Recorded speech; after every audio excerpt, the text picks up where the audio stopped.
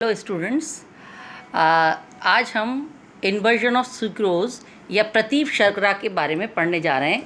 ये थोड़ा सा पोर्शन जब मैं सुक्रोज पढ़ा रही थी वो रह गया था, इसलिए मैं उसको अलग से आज वापस पढ़ा रही हूँ।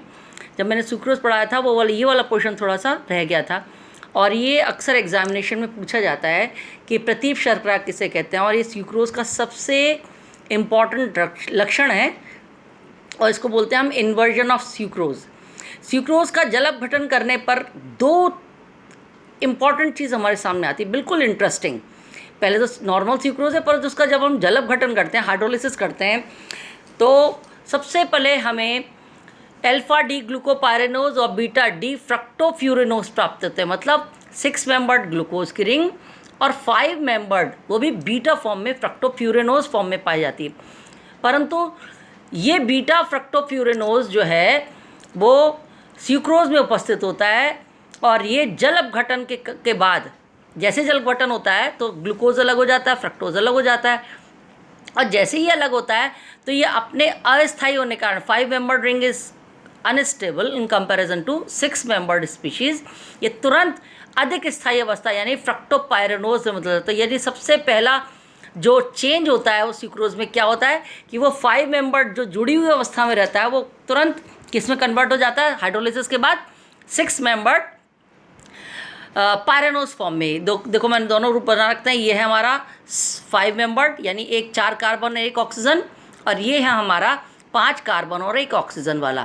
तो ये है जो बीटा डी प्लस फ्रक्टोफ्यूरेनोज प्लस लगाया मैंने, देखो ध्यान से देखो क्यों लगाया, क्योंकि हमारी जो सुक्रोज है वो डेक्स्ट्रो रोटेटरी है, इसलिए मैंने इसके आगे फ्रक्टो प्लस लगाया है।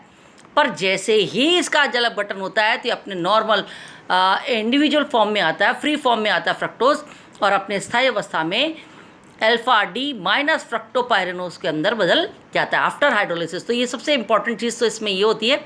दूसरी ओर जैसे कि सुक्रोज जिसको मैंने बताया डेक्स्ट्रो रोटेटरी मतलब प्लस साइन के द्वारा हम इसको निरूपित करते हैं, पर हाइड्रोलिसिस के बाद ये लीवो रोटेटरी मतलब माइनस में बदल जाती है। इसका कारण है कि सुक्रोज जिसका ऑप्टिकल रोटेशन कितना होता है टोटल फ्रक्टोज का, मतलब जुड़ी अवस्था में जो डाइसैकेराइड उसका है प्लस 66.5 इसका ऑप्टिकल रोटेशन। परंतु जैसे ही जल अपघटन करते हैं, जल अपघटन करते ही क्या होता है, इनके बीच का जो ग्लाइकोसाइडिक लिंकेज है वो टूट जाता है, फ्रक्टोज अलग हो जाता है, ग्लूकोज अलग हो जाता है, और अलग होने के बाद भी सॉल्यूशन में तो है, सुक्रोज मीठी है, चीनी मीठी है, पर जैसे ही उसको जल में घोलकर हम उसका हाइड्रोलिसिस करते हैं थोड़ा एसिडिक मीडियम में, तो उसी मीडियम में सुक्रोज अपने दोनों रूपों में बदल जाता है, यानी आधा ग्लूकोज में कन्वर्ट हो जाता है और आधा 50% फ्रक्टोज में।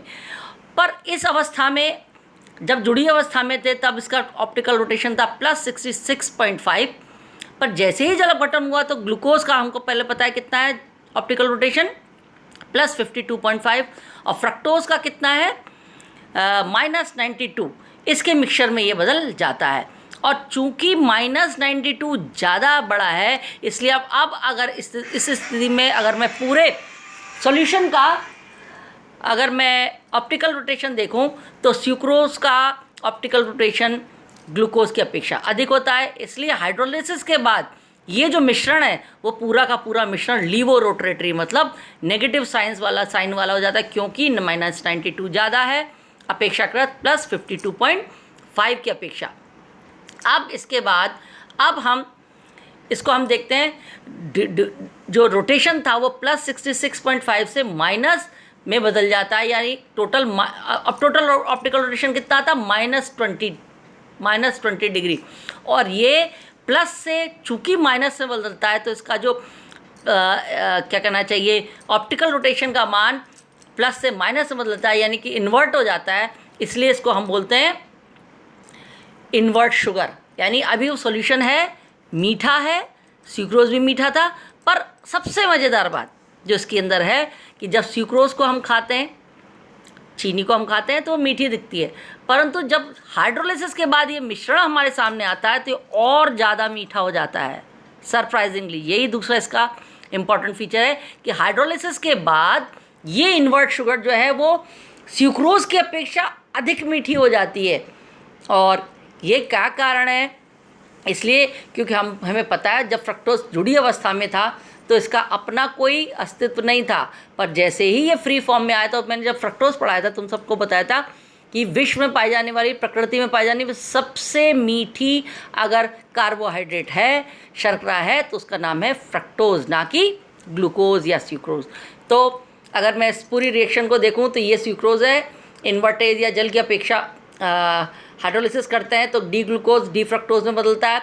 ऑप्टिकल रोटेशन +66.5 से दोनों में बदल जाता है +52.5 और -92, और टोटल ऑप्टिकल रोटेशन इस पूरी इन्वर्ट शुगर का कितना था? -20 डिग्री। यानी सबसे इम्पॉर्टेंट बात जो ये है कि इन्वर्ट शुगर और ज़्यादा मीठी हो जाती है, इसीलिए सबसे ज़्यादा ये कैंडी बनाने के काम में आती है। कैंडी सबने खाई होगी, इसलिए इन्वर्ट शुगर को हम कैंडी बनाने के काम में लिया जाता है। अगर मैंने देखो रिलेटिव स्वीटनेस भी लिखी है, स्यूक्रोज की 100 है तो डी फ्रक्टोज की है 173 सबसे ज़्यादा, और इन्वर्ट शुगर की चूँकि मिक्सचर है इसकी है 123, मतलब स्यूक्रोज की अपेक्षा अधिक मीठी है। ग्लूकोज की 74, माल्टोज की 32, गैलेक्टोज की 32 एंड लैक्टोज की 16। तो इस तरीके से हम देखते हैं, अक्सर एग्जामिनेशन में पूछा जाता है। आपकी बुक में ये नहीं दे रखा है, मैंने इसको ध्यान से उतार लेना, नोट्स देख लेना कि इसके ऊपर अगर शॉर्ट नोट आता है तो आप इसको इस तरीके से लिख सकते हैं। Thank you.